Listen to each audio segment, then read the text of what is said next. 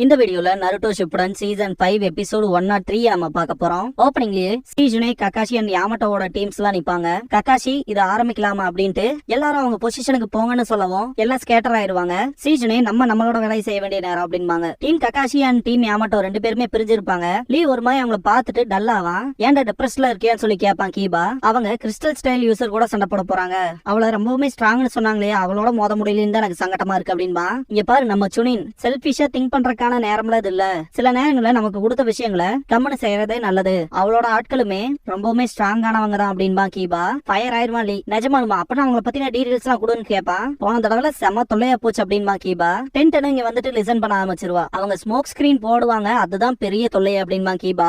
அதுல பாய்சன் ஏதாவது இருக்குவான்னு சொல்லி கேட்பான் லீ. முதல்ல முழுசா சொல்றக்கு விடுறா அப்படின்பா கீபா. அவன் ஃபுல்லா சொல்ற கூடு லீ அப்படின்பா டென்டன். யாமட்டோ எதுவுமே பேசாம போவாரு. நருட்டோ கிட்ட காட்டுவாங்க. ஓ சரி, நீங்க ரெண்டு பேரும் ஒருத்தருக்கு ஒருத்தருக்கு முன்னாடி பேசினது இல்ல அப்படின்னு நருட்டோ கேட்கவும், இப்பனாவது அதை நோட்டீஸ் பண்ணியன்பா ஷீனோ. இங்க பாரு, இந்த பக்கம் இருக்கவன் வேதா சாய் ஆன்பு பிளாக் ஆப்ல இருந்து வந்தவன், கொஞ்சம் வினோதமானவன், எப்ப பார்த்தா டிப்ரெஸ்ல இருக்க மாதிரியே இருப்பான், எதையோ பறி கொடுத்தவனோட்ட அப்படின்னு நருட்டோ சொல்லும் போதெல்லாம் லுக்கே மாறும் சாய்க்கு. நல்லா உரைவான், செம்ம ஸ்ட்ரென்த் உள்ளவன் அப்படின்பா நருட்டோ. இதுக்கப்புறமா சாய் கிட்ட வந்தா ஷீனோ, அப்புறம் இவன் தான் ஷீனோ. இப்படியே நருட்டோ முடிச்சிருவான். சாய் வந்துட்டு, நீ தானே ஷீனோ அபுராமே, சிபி அபுராமையோட பையன், ஏகப்பட்ட மிஷின்ல இருந்திருக்க, உன்னோட காம்பேட்ல இருக்க ஸ்கில்ஸ் எல்லாம் பாடி கார்டா ஒரு பொருளை தேடுறதுல இருந்து ஏகப்பட்ட மிஷின்ல இருந்திருக்க, பாராசிட்டிக் இன்செக்ட்ஸ மேனிபுலேட் பண்ற சீக்ரெட் ஜுட்ஸுவோட ஸ்பெஷலிஸ்ட் இல்லையா அப்படின்னு சொல்லி கேட்பான் சாய். என்ன இந்த அளவுக்கு தெரிஞ்சு வச்சிருக்கேன்னு கேட்பான் நருட்டோ. ஷீனோ, சாய் ஒரு ஃபார்மர் ஆன்பு பிளாக் ஆப் மெம்பர்னு சொல்லுவான். இப்பதான் நம்மளுக்குள்ள ஒருத்தருக்கு ஒருத்தர் தெரிஞ்சுக்கிட்டோம்ல, ஒரு நல்ல டீமா இருக்கலாம் அப்படின்பா நருட்டோ. ஷீனோ நருட்டோவை கூப்பிட்டு, என்னோட ஃபேவரட் ஃபுட் வந்து வைல்ட் கிராஸ் சாலட் அப்புறம் விண்டர் மெலன் அப்படின்பா. என்னடா சொல்ல வரான்ங்கிற மாதிரி பாப்பா நருட்டோ. அதிக வாசனை இருக்க சாப்பாடு எனக்கு பிடிக்காது அப்படின்பா ஷீனோ. சாய் இது இன்ட்ரெஸ்டிங்கா இருக்குன்னு நோட் பண்ண ஆரம்பிச்சிருவான். ஆனா நருட்டோக்கு இது ஏன் சொல்றானே புரியாது. இங்க வர நம்ம ஒரே டீமா இருக்கனால நம்மளை பத்தி நம்மளே நல்லா தெரிஞ்சு வச்சுக்கணும், அப்பதான் டீம் ஒர்க் அவுட் ஆகும் அப்படின்பா ஷீனோ. நருட்டோ, உனக்கு என்ன சாப்பாடு பிடிக்கும் பிடிக்காதுல நான் ஏன்டா தெரிஞ்சுக்கணும் அப்படின்பா. சாய் பக்கத்துல வரவும் என்னன்னு சொல்லி கேட்பான் நருட்டோ. சாய் ஷீனோ கிட்ட கை காட்டுவான். செம கடுப்பா இருப்பா ஷீனோ. புதுசா வந்தவனுக்கு கூட என்ன பத்தி நிறைய தெரிஞ்சிருக்கு, ஆனா உனக்கு என்ன பத்தி எதுவுமே தெரியல அப்படின்ட்டு காண்டாவான். நருட்டோ சாயை பார்த்து சிரிச்சுட்டு, நீங்க ரெண்டு பேருமே பேசிக்கங்கடான்ட்டு பின்னாடி போயிருவான்.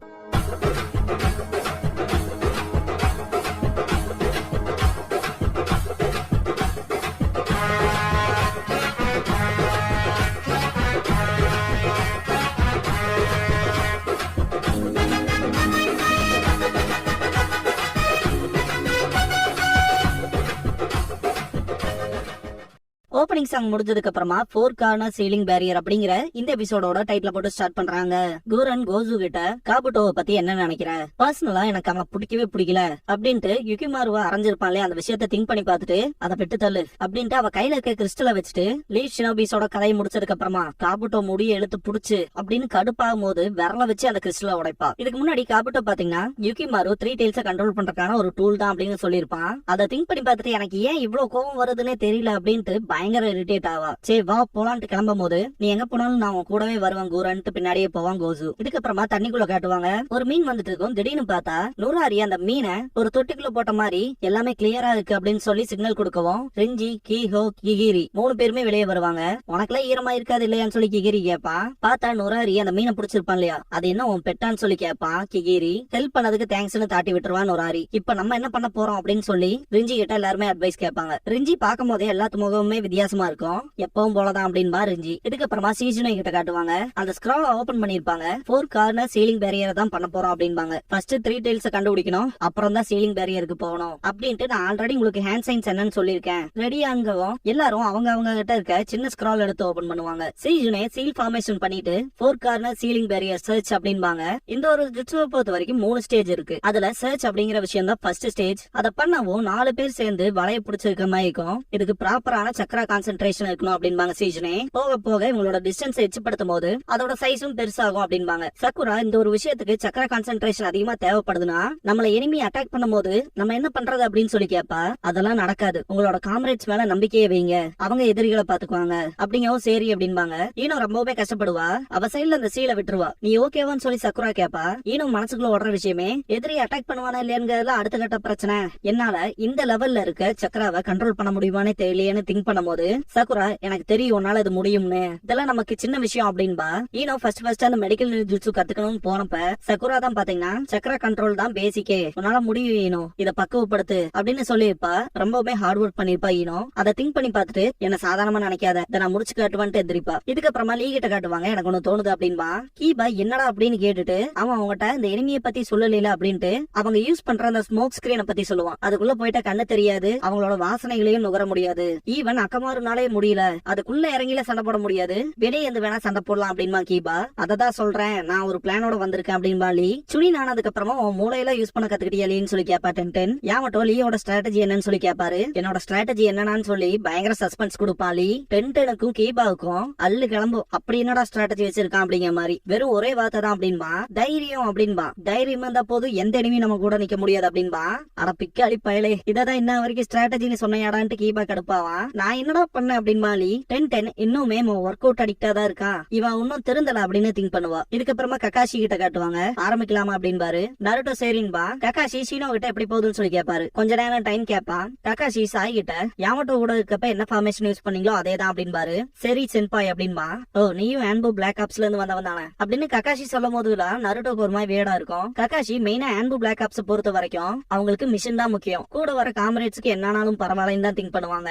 ஆனா இது அப்படி கிடையாது, உன்னோட காம்ரேட்ஸ என்னானாலும் நீ காப்பாத்தி ஆகணும் அப்படின்பாரு கக்காஷி. புரிஞ்சுதானு கேட்கவும், கவலைப்படாதீங்க அதுக்காக தான் நான் இங்க இருக்கேன், நண்பர்களை நம்பர் விஷயத்தினாலதான் நானே இங்க இருக்கேன் அப்படின்னு சாய் சொல்லவும், புரிஞ்சுக்க ஆரம்பிச்சிட்டியான்னு கேட்பான் நருட்டோ. இதுக்கப்புறமா ஜிராயா சொன்ன உன்னை பத்தி நினைக்கிறவங்க இருக்கிற இடம் தான் உனக்கான இடம் அப்படின்னு சொல்லி இருப்பாரு இல்லையா. அதை திங்க் பண்ணி பார்த்துட்டு ஃப்ரெண்ட்ஸ் தான் நம்மளை பத்தி அதிகமா திங்க் பண்ணுவாங்க, அவங்க நம்ம மேல நம்பிக்கை வச்சிருப்பாங்க, அவங்க தான் நம்ம திரும்பி போக வேண்டிய இடம்னு திங்க் பண்ணிட்டு யுகிமாரு கடைசியா நான் எங்க போகணும்னு தெரிஞ்சுக்கிட்டேன், என்னோட வீடு இல்லையா குரன் சொல்லி கேட்டிருப்பான். அதை திங்க் பண்ணி பார்த்துட்டு அந்த பையனுக்கு இன்னும் புரியல, அவ ஜஸ்ட் அவனை ஏமாத்திக்கிட்டு இருக்கான்னு திங்க் பண்ணிட்டு இருக்கும்போது கக்காஷி அங்க பாருன்னு கத்துவாரு. கோஸ் அட்டாக் பண்ணிருப்பான், எல்லாருமே ஸ்கேட்டர் ஆயிருவாங்க, எல்லாருமே குணாய வச்சிருப்பாங்க. நருட்டோ ஷினோவை விட்டு கொஞ்சம் விலகி இருக்கணுங்க மாதிரி திங்க் பண்ணிட்டு இருக்கும்போது கோசு அட்டாக் பண்றதுக்கு வருவான். அதே மாதிரி பாத்தீங்கன்னா ஷூரிகன்ஸும் அட்டாக் பண்ணும். தடுத்துட்டு இருக்கும்போது கக்காஷிய கோசு அட்டாக் பண்றதுக்கு வருவான், வாட்டர் ஸ்டைல வச்சு தடுத்துருவாரு. கூரன் இந்த தடவை தப்பிக்க முடியாது அப்படின்பா. நருட்டோ யுகிமாரு திங்க் பண்ணி பார்த்துட்டு நீ அவனை ஏமாத்திட்டு அப்படின்னு சொல்லி கத்துவான். கூரன் பயங்கர கடுப்பாவா கிறிஸ்டல் ஸ்டைல வச்சு அட்டாக் பண்ணும்போது மேல ஜம்ப் ஆவான். ஈஸியா முடிச்சிருவான்ட்டு கூரன் கிறிஸ்டல மேல கொண்டு போகவும் கக்காஷியே பயந்துருவாரு. அடுத்து என்ன ஆகுமோன்னு நருட்டோ அவனோட குளோனை வச்சு எஸ்கேப் ஆயிருவான். ரொம்ப தூரம் மேல வந்த கிறிஸ்டல பார்த்து யாமட்டோ அவங்க சண்டை ஆரம்பிச்சிட்டாங்க, அப்புறம் இவனுங்களும் இங்க வந்துட்டானுங்க அப்படின்ட்டு பாப்பாரு. எல்லாருமே பாப்பாங்க. கிகிரிய பாக்கவும் கீபா அவன் தான் அந்த ஸ்மோக் ஸ்கிரீன் யூசர் அப்படின்பா. இவன் தானா அப்படின்ட்டு யாமட்டோ அவரோட உட் ஸ்டைல யூஸ் பண்ணி பிடிப்பாரு. லீட் வெல்விண்ட் அட்டாக் வைக்கிறதுக்கு போகும்போது யாமட்டோ ஸ்டாப் பண்ண ட்ரை பண்ணுவாரு. கிகிரி தலையிலே அடிப்பான், பார்த்தா அது ஸ்மோக் குளோனா இருக்கும். ரெஞ்சி கிகிரி கீஹோ நூராரி 4 பேரும் 4 பக்கமும் வந்துருவானுங்க. கிகிரி வேனிஷிங் ஸ்மோக் பிரசன்ட் பண்ணுவான். யாமட்டோவும் கீபாவும் பிரச்சனை மோசமா போகுது அப்படின்பாங்க. 10 நான் அவனுக்கு பேக்கப் கொடுக்குறேன்னு சொல்லவும் யாமட்டோ தடுத்துருவாரு. ஏன்னா ஸ்மோக் ஸ்கிரீனுக்குள்ள இவளும் போனா 2 பேரும் மாத்தி மாத்தி சண்டை போட்டுக்கிற நிலைமை வந்துட்டா என்ன பண்றது அப்படின்னு. உள்ள இருக்க லீ கீபா சொன்னது சரிதான், என்னால எதையுமே பார்க்க முடியல அப்படின்ட்டு அமைதியாவான். கீஹோ ரெஞ்சி கிட்ட அவனோட பொசிஷனை சொல்லு, எப்படி அட்டாக் பண்றதுன்னு சொல்லி கேட்கும் போது ரெஞ்சி எனக்கு வேற வேலை இருக்கு அப்படின்ட்டு கிளம்பிடுவான். லீ மனசுக்குள்ள என்னால எதையுமே உணர முடியல, இந்த ஸ்மோக் ஸ்கிரீன் எவ்வளவு தூரத்துக்கு போயிருக்கு, எல்லாருமே மாட்டிக்கிட்டாங்களா என்ன, நான் இப்ப என்ன பண்றது அப்படின்னு திங்க் பண்ணும்போது காய் சென்சே லீயோட தோல்ல கை வைக்கிற மாதிரி இருக்கும். ஒரு உண்மையான ஷினோபி எப்பவுமே விட்டு கொடுக்க மாட்டான், அவனோட எல்லா உணர்வுகளும் போனதுக்கு அப்புறமாவும் கூட அப்படின்னு காய் சொல்லவும் ஆமா சென்சே அப்படின்பா லீ. உன்னோட ரொம்பவுமே கடினமான ட்ரைனிங் பண்ண நாட்கள்ல நினைச்சுப்பாரு, அதை விட இது ஒண்ணும் மோசம் இல்ல, உன்னோட 5 உணர்வுகளுமே போனா என்ன, உன்னோட இதயத்தோட பார்வையில இருந்து பாரு அப்படின்னு காய் சொல்லவும் இதயத்தோட பார்வையான திங்க் பண்ணுவான் லீ. நீ உன்னோட விடாமுயற்சினால உருவாக்குன ஸ்பிரிட் சென்சர் மூலமா உன்னோட எதிரிகளை பாரு, அவங்களோட சண்டை போடு அப்படின்பாரு காய் சென்சே. ஸ்பிரிட் சென்சாரா, எவ்வளவு ஒரு நல்ல பேர் காய் சென்சே அப்படின்ட்டு தம்ஸ் அப் பண்ணிட்டு அழுவான் லீ. ஸ்பிரிட் சென்சார் ஆன் அப்படிங்கவும் லீ பாத்தீங்கன்னா கீஹோவை கண்டுபிடிச்சிருப்பான். கீஹோ ரெஞ்சி ஏன் பிளான மாத்திரேன்னு கத்திட்டு இருப்பான். லீ கண்டுபிடிச்சிருப்பான், இது ஒர்க் ஆகுது, நான் ஒருத்தன் கண்டுபிடிச்சிட்டு அட்டாக் பண்ண போவான். ரெஞ்சி இல்லாம எதுவுமே பண்ண முடியாதுன்னு கீஹோ கத்திட்டு இருக்கும் போது லீ வெறித்தனமான அட்டாக் வச்சிருப்பான். என்ன நடக்குது அப்படின்ட்டு நுராரி பாப்பான். கிகிரி கீஹோ என்ன நடக்குதுன்னு சொல்லி கேட்பான். கீஹோ எந்திரிச்சிட்டு அவன் எங்கிட்டு பாக்கும் போது லீ அண்டர் வாட்டர்ல இருந்து அட்டாக் பண்ணுவான். கீஹோ மேல பறப்பான், லோட்டஸ் பண்ற மாதிரியே லீ பின்னாடி வந்திருப்பான். Shadow dance of the severe leaf அப்படிங்கிற அட்டாக்க வைப்பான். இத பாக்குற கீபாலாம் செம்ம எக்ஸைட் ஆயிருவான். என்னடா ஸ்மோக் ஸ்கிரீன்ல இருந்து ஒருத்தனை வெளியே கூட்டிட்டு வந்து இந்த போல பொழக்கிறானே அப்படின்னு டென்டனா எக்ஸைட் ஆயிருப்பா.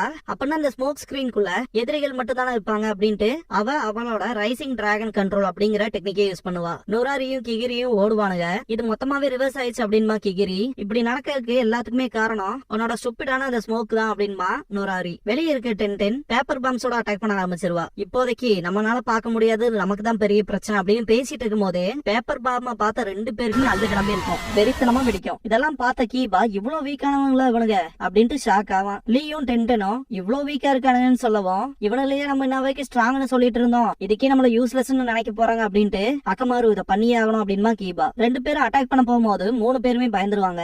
அக்கமாரு விட்டு இப்ப பண்ண அப்படின்னு கீபா சொல்லவும் டைனமிக் மார்க்கிங் பண்ணும். என்ன கரும இதுன்னு நுராரி கேட்பான். இந்த ஸ்மெல்ல என்னால எரேஸ் பண்ண முடியும் அப்படின்ட்டு ஸ்மோக் ஸ்கிரீனை யூஸ் பண்ணுவான் கிகிரி. இருந்தாலுமே பொசிஷனை கண்டுபிடிச்சிருப்பான் கீபா. எப்படி இதை பண்றேன்னு சொல்லி கிகிரி கேட்கும் போது அக்கமாருவோட டைனமிக் மார்க்கிங் ரொம்பவுமே ஸ்பெஷல், இந்த ஸ்மோக்னால எதுவுமே பண்ண முடியாது அப்படின்ட்டு என்னையே முட்டாளாக்க பாத்தீங்களாடா அப்படின்ட்டு ஃபேங் ஓவர் ஃபேங் பண்ணுவான், அடிச்சு பறக்க விட்டுருப்பான். நம்ம சாதிச்சிட்டோன்ட்டு லீ டென்டென் அப்புறம் கீபா 3 பேருமே எக்ஸைட் ஆவாங்க.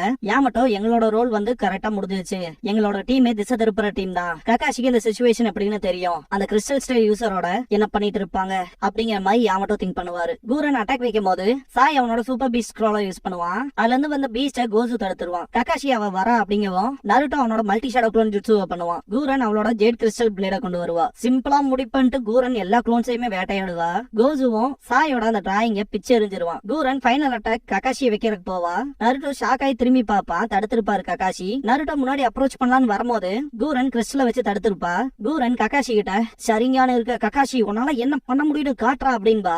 இப்போதைக்கு நான் ஒன்னும் அந்த மோசமான டைப்ல இல்ல அப்படின்ட்டு ககாஷி அவரோட சிடோரி வச்சு அட்டாக் பண்ண வரும்போது கூரன் அதுல இருந்து எஸ்கேப் ஆயிருவா. கோசு கூரன் பக்கத்தால நிப்பான். நருட்டோவும் சாயும் ககாஷி பக்கத்துல வந்திருப்பாங்க. யுகிமாருவை எங்க உடைச்சு வச்சிருக்கேன்னு சொல்லி நருட்டோ கேட்பான். அது உனக்கு தேவையில்லாதது அப்படின்பா கூரன். என்னோட தப்புனாலதான் அவன் உங்ககிட்ட மாட்டிக்கிட்டான், அவனை நீங்க வெறும் டூலா யூஸ் பண்றீங்கன்னு அவனுக்கு தெரியல, உன் கதையை முடிச்சுட்டு நான் அவனை காப்பாத்திக்கிறேன் அப்படின்பா நருட்டோ. கூரன் சம கடுப்பா இருப்பா. அவளோட கிறிஸ்டல் ஸ்டைல யூஸ் பண்ணி ஏகப்பட்ட ஷுரிகன்ஸ கண்ணா பின்னான்னு அட்டாக் வைப்பா. இந்த விஷயத்த கோசுவே பார்த்துட்டு ஆச்சரியப்படுவான். ககாஷி ஷீனோ இருக்க பக்கம் பார்த்துட்டு சீக்கிரம்டா ஷீனோ அப்படின்பாரு. கிறிஸ்டல் ஸ்டைல யூஸ் பண்றவள டிஃபீட் பண்றதுக்கு இவங்களுக்கு எப்பவும் தேவைப்படுற சக்கராவை தாண்டி ரொம்பவுமே அதிகமா தேவைப்படும் அப்படின்பா ஷீனோ. அவனோட மொத்த பாராசிட்டிக் இன்செக்ட்ஸையுமே இறக்குவான்.